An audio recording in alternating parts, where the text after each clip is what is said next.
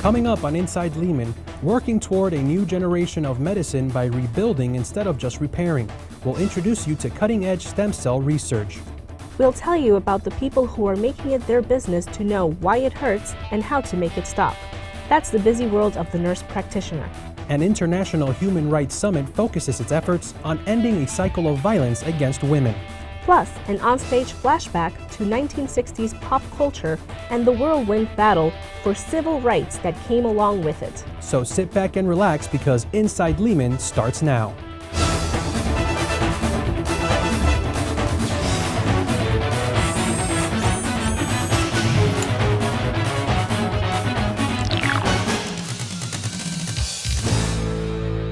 Hello and welcome to Inside Lehman. I'm Maurice Mercado. And I'm Laura Boden. Researchers say a new generation of medical treatment is in our immediate future, and it involves stem cells. Inside Lehman's Dominic Gregory tells us more about how stem cell research, specifically in our treatment of eye disease, may change the way we see. Imagine a person diagnosed with a degenerative disease. Years ago, the prognosis would look dire, but recent medical developments show that there might be hope. One day, it could be as simple as injecting stem cells to repair what is currently a case of irreversible and continuing damage. The research is ongoing. Jason Mighty is one of several Lehman College students studying the migration and communication patterns of retinal stem cells. The focus of the research is on eye repair. The overall goal of our lab is try to create photoreceptors in actual dishes. We're trying to create cells that can be injected into the retina and then differentiate and can be used to repair retinal tissue. Photoreceptors are a vital part of the eye. Located in the retina and commonly known as the rods and cones of the eye, photoreceptors take the image received by the eye and translate it into nerve impulses that are interpreted by the brain. When the photoreceptors are damaged, vision is adversely affected. To actually understand the work being done in this lab, you have to first understand what a stem cell is and what could possibly be done with it. Stem cells are cells that have not yet been programmed for a final adult fate. So genetically and physically they're immature, and they have what you call plasticity, meaning they can become almost any cell type in the body if they're isolated at an early age. What we can do with stem cells is we can guide them toward the appropriate fate, meaning we can direct them with exogenous factors to become different types of tissues in the body that need repair. Certain chemicals that would normally be found in the body are applied to stem cells that are developed in a petri dish. This allows the results to be studied. Each student's research has a different focus, contributing to the overall mission of understanding how stem cells communicate.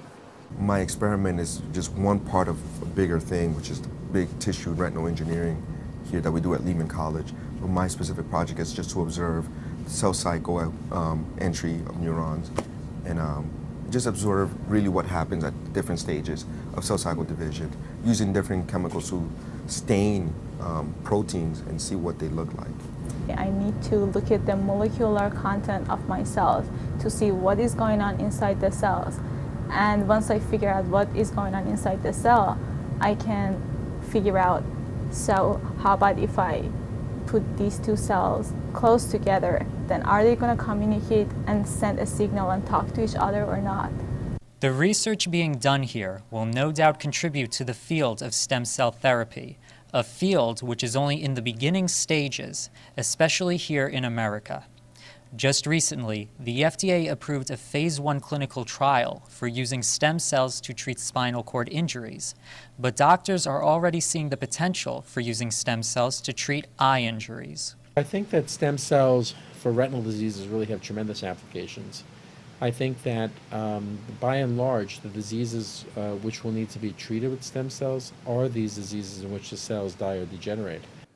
Dr. Lucien Del Priore, a retinal eye specialist at the Harkness Eye Institute, says that stem cell therapy will not replace traditional forms of surgery, but rather help where surgery is currently ineffective.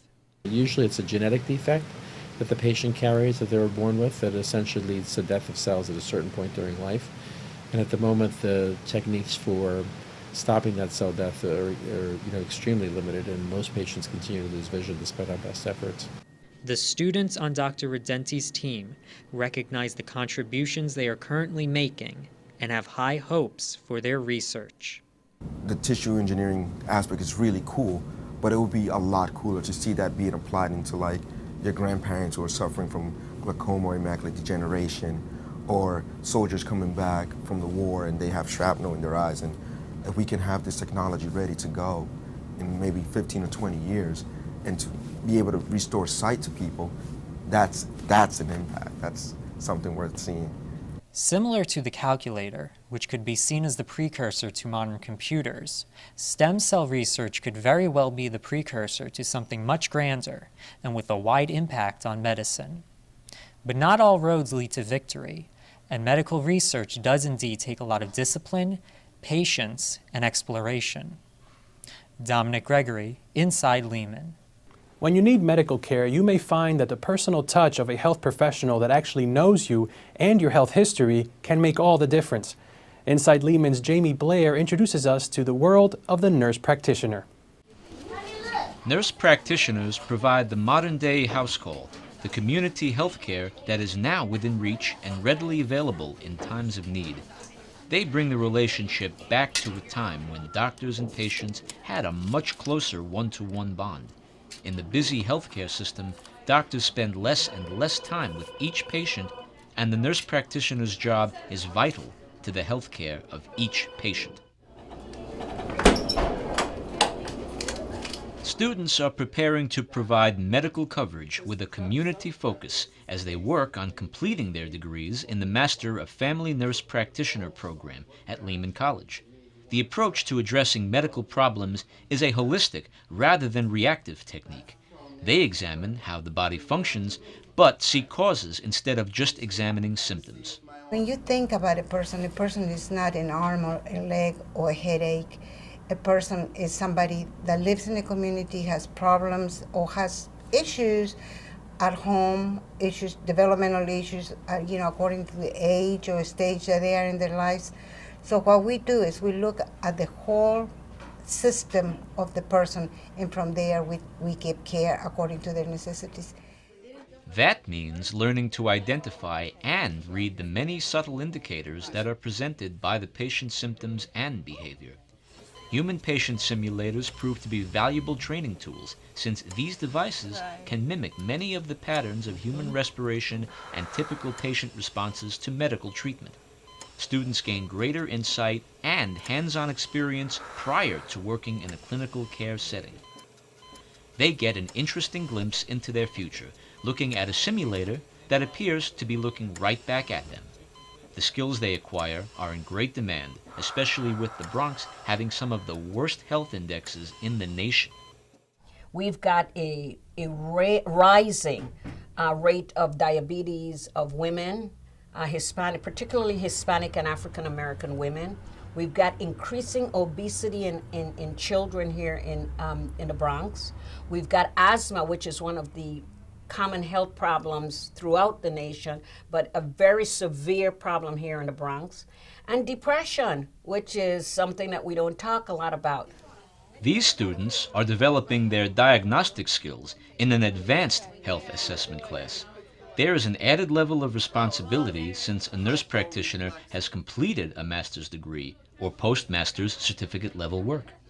Open the jaw so you can feel the smoothness of it, or you go from side to side, okay? And you'll be able to pick out like a weakness, really. You really don't necessarily do this all the time unless there's a specific issue that you think is occurring with the facial nerve. The nurse practitioner can diagnose medical conditions. The nurse practitioner can also prescribe medications where the RN cannot. The nurse practitioner usually does a very good holistic assessment for the person, as well as so does the nurse.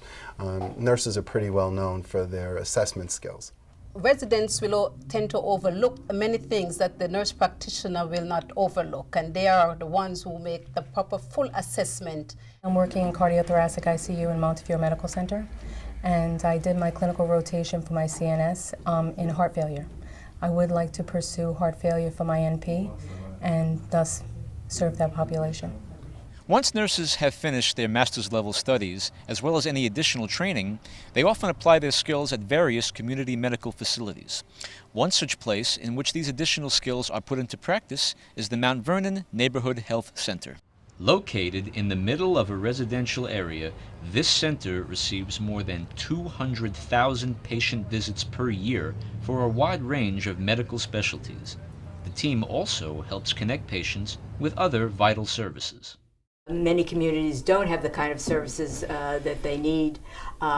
Very often things like mental health services, dental services are really not available to the families. And we're very fortunate here in certainly having a dental clinic, and we're also very fortunate in having social workers, a child psychiatrist, and many other professionals who work with people with mental health problems. The doctors and the nurses work greatly with each other. They meet my children's needs. They make me feel very comfortable. And I can always come to them and ask them anything. When I began my pregnancy, they gave me great prenatal care. They followed up with my daughter as soon as she was born. She's now 7, and she still continues to use the health center.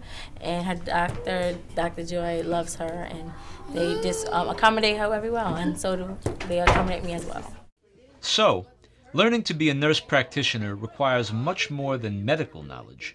The profession demands that a person look at the big picture by being a good listener, remembering that patients are people first, and then brainstorming a solution with colleagues may be the most effective way to provide the best care possible. Jamie Blair, Inside Lehman.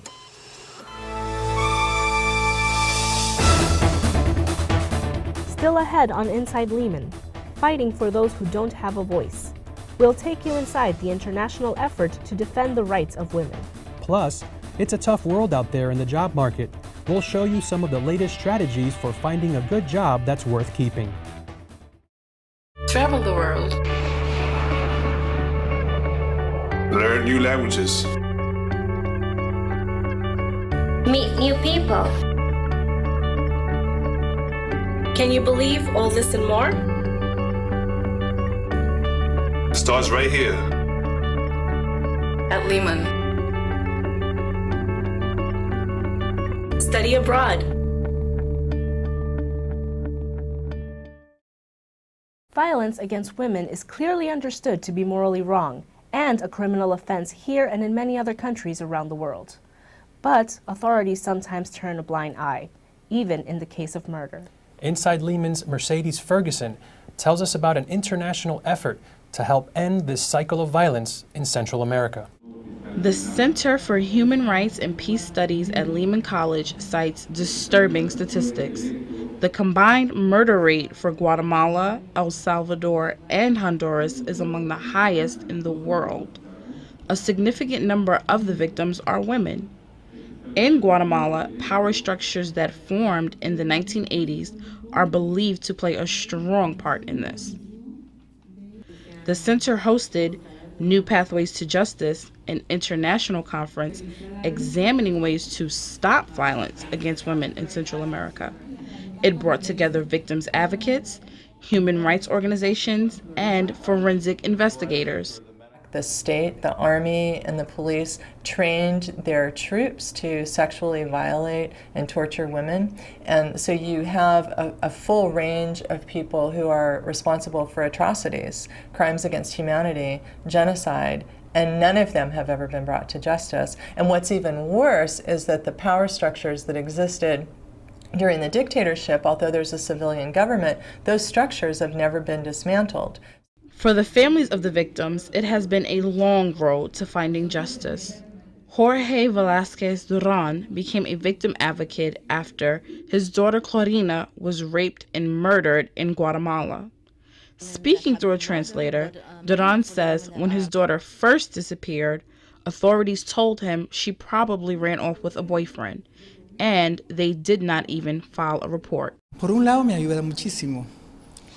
Al principio de la presentación dice it helps me a lot to personify her, and at the beginning of the presentation I said he will be your voice, he will speak on your behalf, and this is because the victims of femicide are dead and they cannot speak by themselves, and they need to be heard, so they need someone else to speak for them, and this is the only way to seek for justice. Teams of forensic investigators are also investigating other cases in Central America.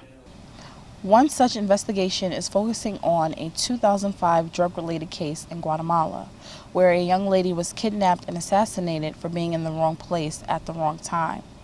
American volunteers who helped to exhume her body say very little investigating was done. Any significant information that was recovered seems to have been ignored. There's a lack of political will to investigate these kind of deaths. In this particular case, this young girl, she was 17, had 2 strikes against her. Number one, she's female. Number two, she was a special needs kid. And people just aren't interested in anything that happens to females and special needs children.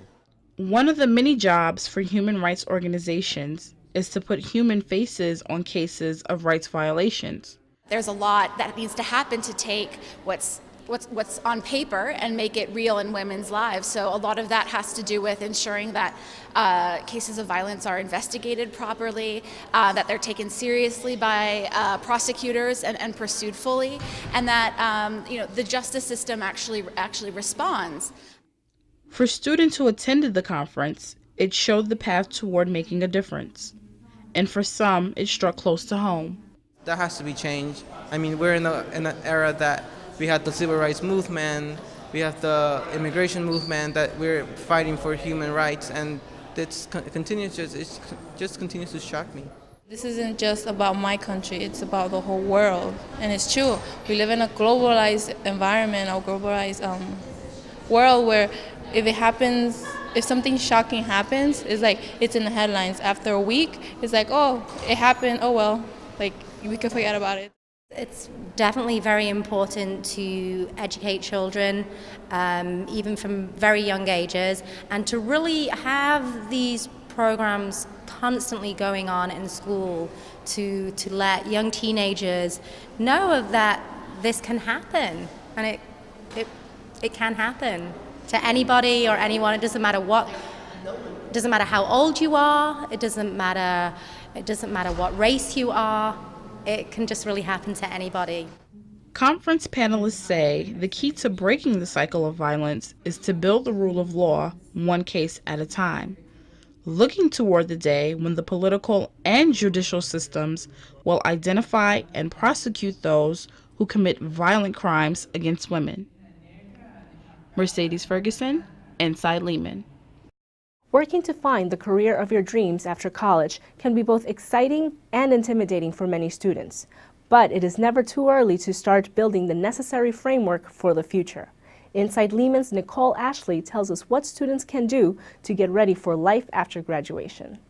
College is a great learning environment for young people to expand their minds and also gain life experiences in the process. But after the 4 years are over and graduation time arrives, students often wonder what happens next. And many times students, and when they graduate, they have no idea what direction they want to go into. Nancy Centrone is the director of the Career Services Center at Lehman College. Although the current economic climate is not the best, she suggests that students prepare now for the road ahead by having a plan of action. This will make the transition from college to the working world go more smoothly. So it's important that you learn about the companies that you may want to work with, or organizations if you want to go in the public sector or in the nonprofit sector. Learn as much as you can, what types of opportunities there are. and what those job opportunities entail. Some students don't necessarily know which field is best for them, but others are clearly focused on which career paths they should take. I really want to work in a hospital where I take care of patients and stuff, so maybe I'll become a physician assistant or a nurse. In order for students to find employment after college, many companies are requiring that students get hands-on experience by completing internships. But are the internships that students complete actually hands-on? Personally, I think it's a very good thing for students to engage themselves in internship because it helps them learn new skills that they don't know already, and it helps them to be able to communicate with other members of a team. Even though I haven't been there for too long, I've learned some new stuff that I didn't already know. There will always be the occasion when a junior worker or an intern is asked to make coffee or sweep a floor, just like any junior employee in any corporation. However, we want to make sure that that doesn't happen all the time. Dr. Risva Schalt, the internship coordinator of the Mathematics and Computer Science Department at Lehman College, says internship coordinators can establish business relationships between colleges and the companies that may eventually employ graduates. We have a special cooperative program between our department and IBM, and that's an excellent program. We send our best programmers to IBM, and the people we've sent have had wonderful experiences, and more than half of them are still working at IBM years after they've finished. Internship opportunities are often a gateway to connections that can lead to employment, but internship responsibilities should be clearly stated. A noticeable trend of some companies bringing in so-called adult interns to work for free with the hope that actual employment may follow has caused federal regulators to take a closer look at whether the rules are clear enough. However, an internship that offers academic credit and is truly a learning experience allows students to network with people in the field. This separates them from the pile of faceless applications that businesses receive every day. It's right down the top, in bold. That's right, 180 Livingston Street. Demonstrating a track record of being involved in one's community is also attractive to employers. That is why involvement in campus activities carries weight when companies are looking for assertive, qualified leaders. Being part of a social club or being a member, holding a position in student government helps so much because it basically makes the employer feel as if, wow, if the student was engaged in some sort of activity, then they must have developed that interpersonal skills that they're looking for. Making the transition from college to the working world will not be easy, but if you do your homework and plan now, you will have a fighting chance. Nicole Ashley, Inside Lehman. Coming up on Inside Lehman, Lights, Camera, Bigotry, a look back on civil rights and the 1960s with a comedic take. All this and big hair too will take you to the stage of Hairspray.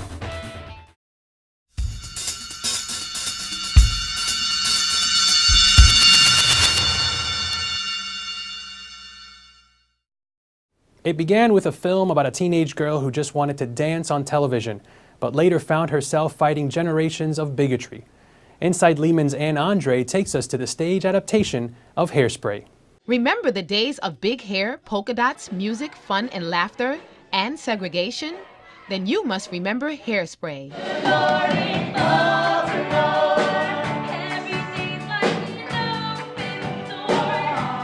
The year is 1962 in Baltimore, Maryland. The sound of rhythm and blues is in the air, and pleasantly plump teenager Tracy Turnblad wakes up with a dream to dance on the Corny Collins Show, a local TV dance program. But when she later wins a starring role on the show, she finds out that the program is racially segregated. Determined to right the injustices of racism, this overnight star immediately launches a campaign to integrate the show, but finds that 1960s American society is not necessarily ready to embrace the cause. The first day of rehearsal, we didn't actually work on the show itself. I had given them a movement assignment. I divided them up into groups, and I asked them to research different aspects of the 60s. Segregation, the role of women in the culture, the Cold War, pop culture. And one of my cast members came up to me and she said, "Did you know that people had to use separate bathrooms in the South in the 60s?"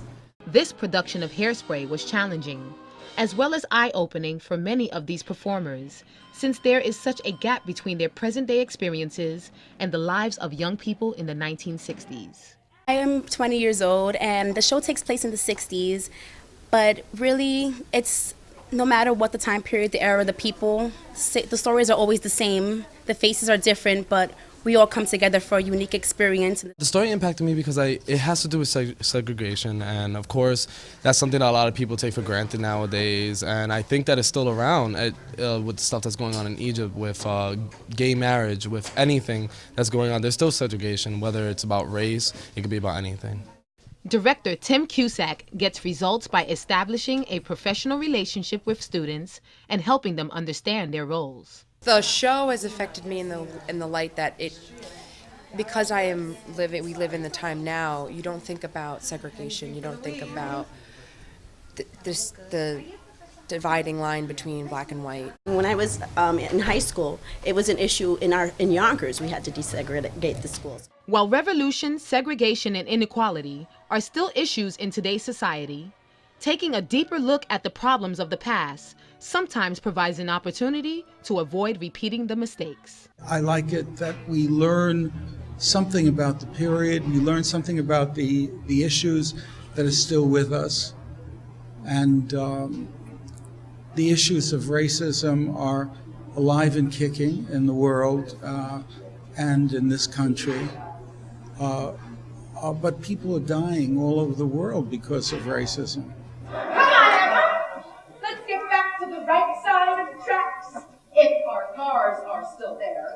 We talked a lot about how there's a lot of pressure to identify yourself, like, okay, I'm white, I'm black, I'm Latin, and that anyone who doesn't want to categorize themselves in that way, it can cause a lot of discomfort in people around them. For some, this play touched a sensitive spot that we are all too familiar with, but it also offered a message of optimism. Sometimes we can break through the barriers of injustice in pursuit of love, joy, music, and dance. I see the beauty in everyone. It's just a matter of taking that step and, taking that chance to risk, like how in the play it was about segregation and how we're trying to get everyone to integrate because black and white, they can get along, they can be together, they can have fun.